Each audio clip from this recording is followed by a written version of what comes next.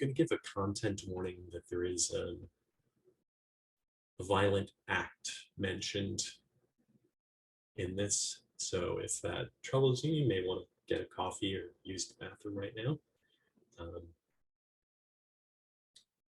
But with that, I will start. Please call me by my true names. Do not say that I'll depart tomorrow. Even today, I'm still arriving. Look deeply every second I am arriving. To be a bud on a spring branch, to be a tiny bird with still fragile wings, learning to sing in my new nest, to be a caterpillar in the heart of a flower, to be a jewel hiding itself in a stone. I still arrive in order to laugh and to cry, to fear and to hope. The rhythm of my heart is the birth and death of all that are alive. I am the mayfly metamorphosing on the surface of a river. I am the bird which, when spring comes, arrives in time to eat the mayfly. I am the frog swimming happily in the clear water of a pond, and I am the grass snake that silently feeds itself on the frog. I am the child in Uganda, all skin and bones, my legs as thin as bamboo sticks, and I am the arms merchant selling deadly weapons to Uganda. I am the 12-year-old girl, refugee on a small boat, who throws herself into the ocean after being raped by a sea pirate. And I am the pirate, my heart yet not capable of seeing and loving. I am a member of the Politburo with plenty of power in my hands, and I am the man who has to pay his debt of blood to my people, dying slowly in a forced labor camp. My joy is like spring, so warm, it makes flowers bloom all over the earth. My pain is like a river of tears, so vast it fills the 4 oceans. Please call me by my true names, so I can hear all my cries and laughter at once, so I can see that my joy and pain are one. Please call me by my true names, so I can wake up, and so the door of my heart can be left open, the door of compassion. So in the Buddhist tradition, a bodhisattva is one who is able to reach nirvana, but delays doing so out of compassion in order to save suffering beings. Also in the Buddhist tradition, there are many Jataka tales. There's our morality tales meant to illustrate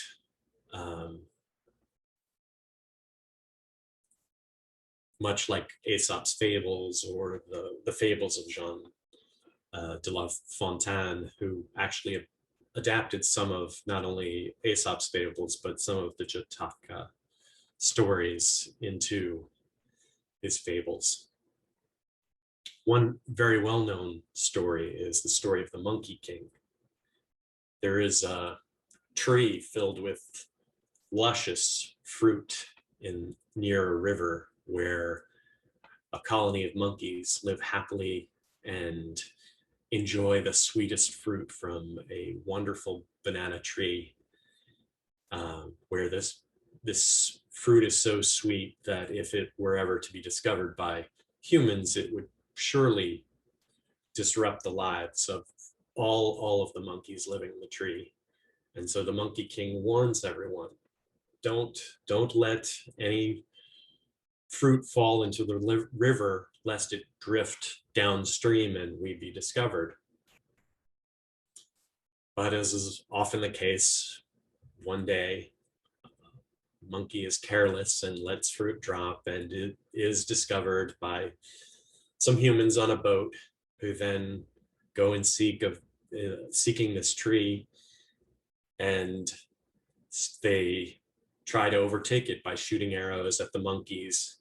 And the powerful Monkey King, with his broad shoulders and muscular back, is able to bridge the gap between the banana tree and another tree in the forest, so that all the other monkeys are able to escape, and he is able to bear the brunt of the arrows, saving his monkey brethren.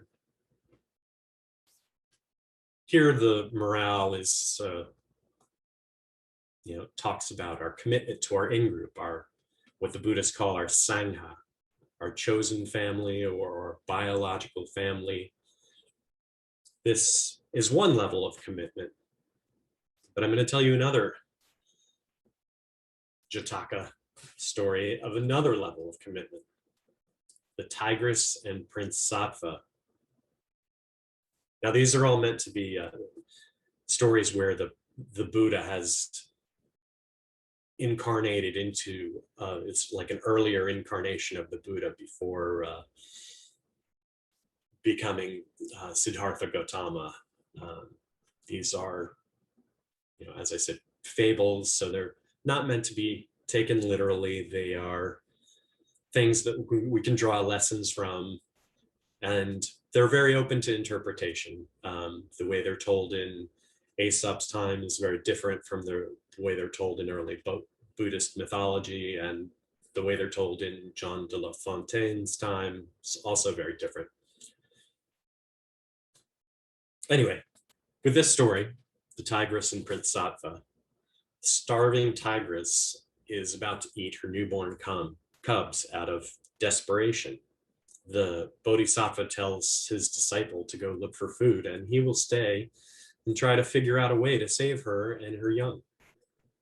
But while the disciple is gone, the Bodhisattva reflects that while the disciple very well may find some food, his body is just so much flesh, and as the tradition states, by giving it up, he can save the Tigris's purity and her cubs' lives. So he leaps off the cliff to his death, attracting the Tigris's attention with his impact, and she eats his body. In this way, he comes closer to perfecting some of the 10 Buddhist returns. 10 Buddhist perfections, those of generosity, renunciation, morality, resolution, and equanimity. His disciple returns, and surprisingly, not horrified at the sight of his teacher remains being eaten by a tigress. He is joyful at discovering what he's done, rejoices in the good deed, and he comes back with other disciples, and there the heavens shower the spot with lotus flowers. If we were to draw a morality, the morale rather that we draw out of this tale, that we are committed not only to our own species, but to other species, to all living beings, even if it means sacrifice. Certainly, I'd say this is a little bit much to expect, but once again, that's why I gave it the preface. These are not to be taken literally. These are to be reflected on, maybe part of your meditative practice.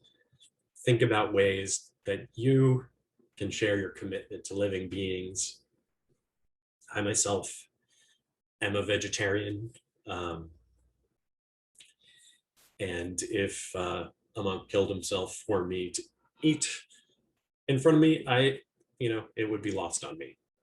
I'm also not a cannibal, but that goes without saying. Anyway, third Jataka tale showing another level of commitment is the stork and the lion. So in this story, a stork pulls a bone from the mouth of a lion who's choking. The lion recovers, and the stork returns to seek a reward.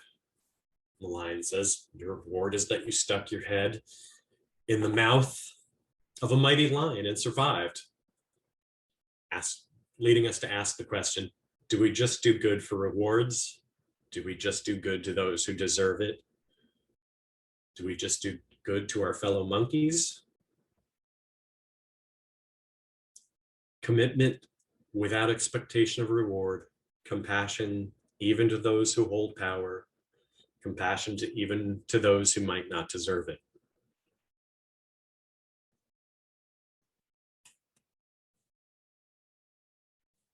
A common theme I like to return to anytime I'm giving a sermon is anytime I'm about to introduce something that seems outlandishly out of place, is to say, our living tradition draws from many sources.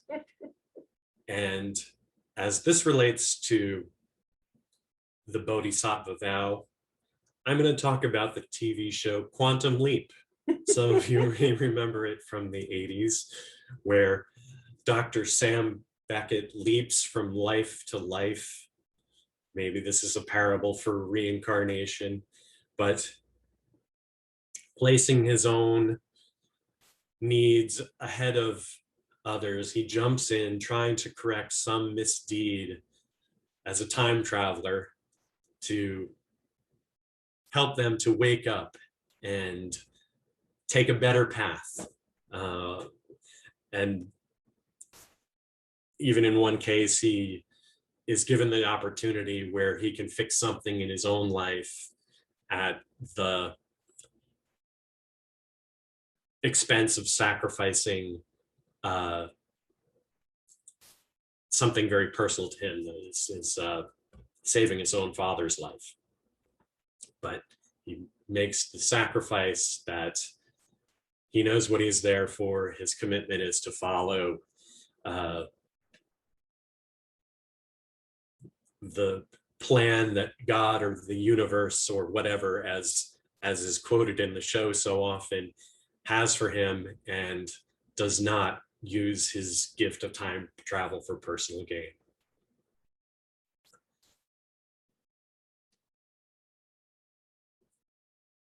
This returns to the story of the sea pirate, or the Call Me by My True Names, the poem by Thich Nhat Hanh. It's very easy for us to hold compassion to the victims in these stories. The frog eaten by the snake, the victim of violence by the sea pirate, the victim of violence by strong political forces. But even in cases like these, we must draw upon our compassion, reminding ourselves that we are all one, there is no other.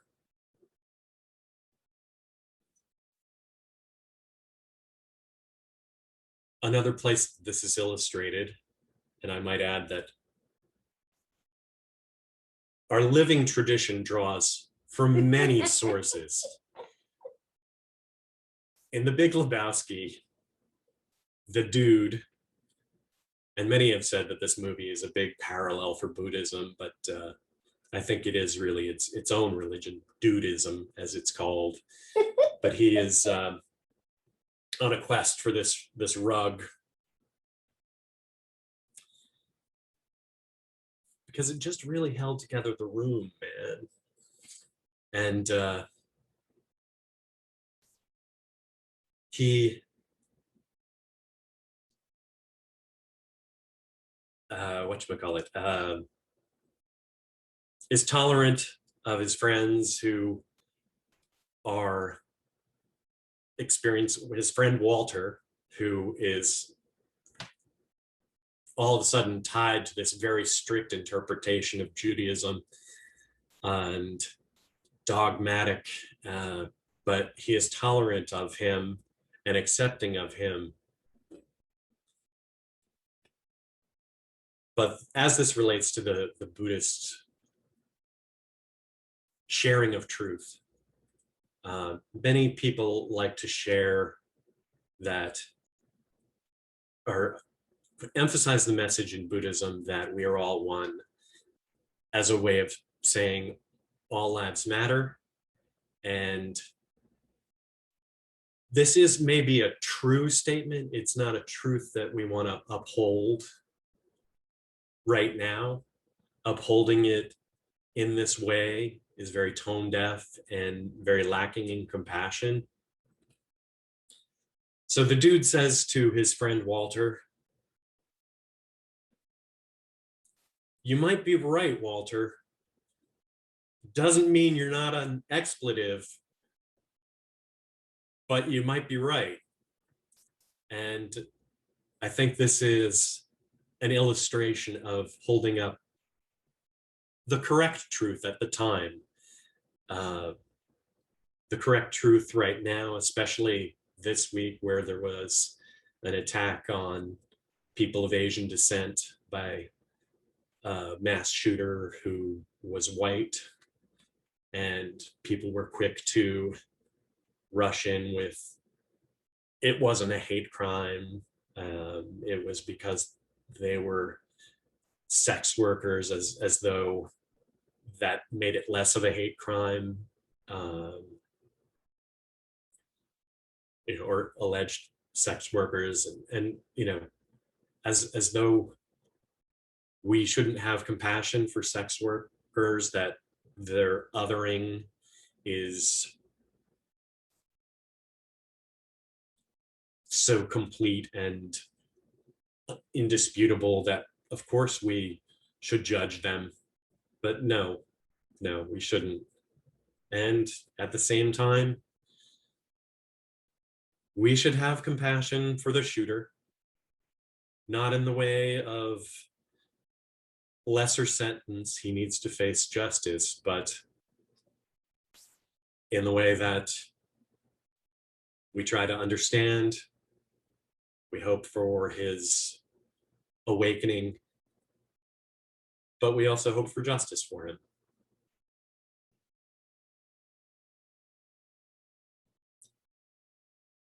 I think that's really what Thich Nhat Hanh was talking about when he talks about holding compassion for even the sea pirate.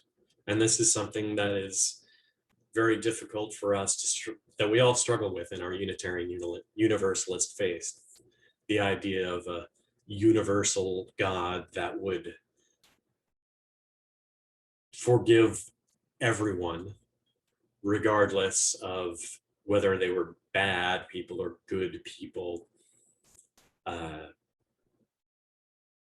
But that's in our history. It's part of my practice. I see it as part of my Buddhism. It's where I see myself as a Buddhist Unitarian Universalist, and I think they inform one another.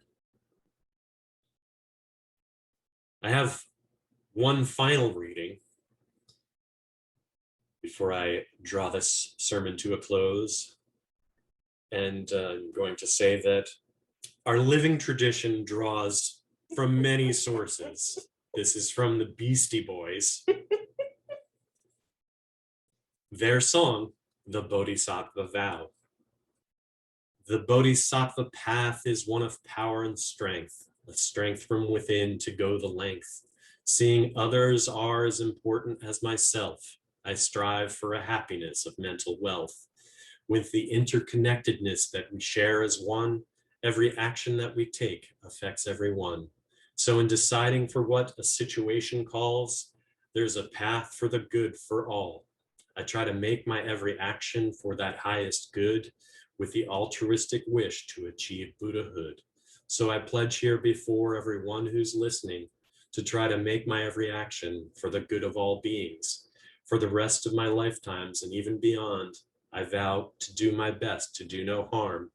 And in times of doubt, I can think on the Dharma and the enlightened ones who've graduated samsara.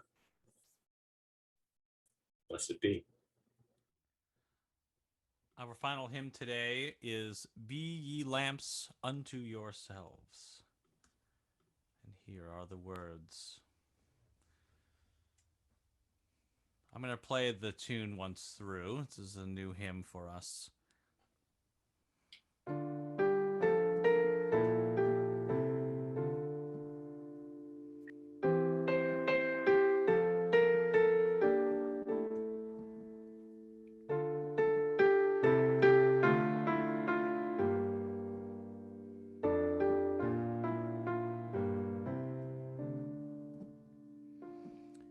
Be ye lamps unto yourselves, be your own to the truth within yourselves as to the only lamp. Be lamps unto yourselves, be your own confidence. Hold to the truth within yourselves as to the only